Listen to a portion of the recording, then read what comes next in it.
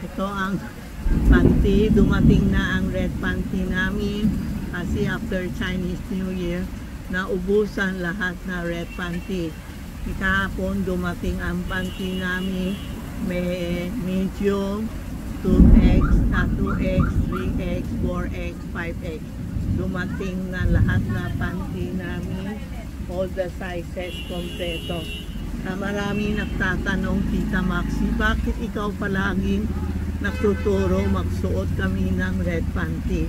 Kasi ang red panty, pag sinuot mo, it's for harmony. Rena? Baka, Rena? Wala? Wala, hindi. Kasi iba,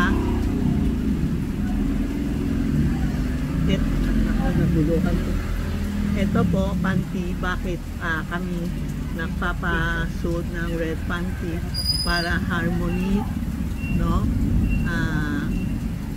Pag nasuot mo, yung galit sa'yo, inis sa'yo, mawawala.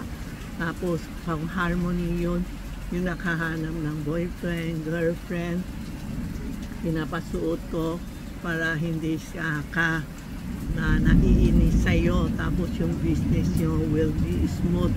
Pag gabi uwi mo, hindi mga bad energy, guguluhan ka sa mga buhay mo kasi you always wear red panty. Ang red panty po, everyday wear mo para palagi kang harmony, palaging may benta ka, lalo na yung mga ahente, yung mga nagbebenta ng bahay, lupa, lahat gaganda ang buhay pag nagsuot ka ng red panty.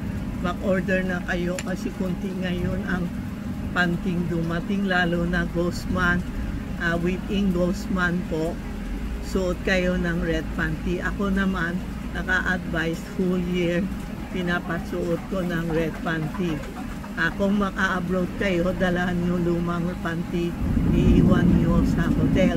Pag-uwi nyo, halimbawa, aalis kayo, iwan mo isang lumang panty sa bahay nyo. Tapos pag nasa hotel na, halimbawa nasa Italy ka, uwi ka, iwan mo isang panty na luma sa hotel, tapos umuwi kayo para lahat na lumang bad energy nyo, iniiwan mo sa ibang lugar saka kayo umuwi. Okay po, yan ang bakit ko palagi pinapasuot ng red panty. Kasi marami nagtatanong, bakit ibang feng shui hindi nagtuturo?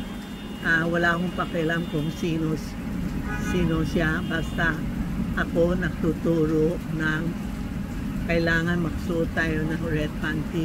Sila ayaw nila pasuot, problema nila po, ayaw nila kayo pasuot. Kung sino naniniwala kayo, doon na lang kayo maniwala. Sa akin, kailangan magsuot tayo red panty, lalo na Ghostman, yung gabi umuwi. Sa bata, hindi po. Sa mga matanda lang, mga teenager, ganun lang po. Okay po, kung you need panty, text mo si Tita Maxi, Inday o si Rena po.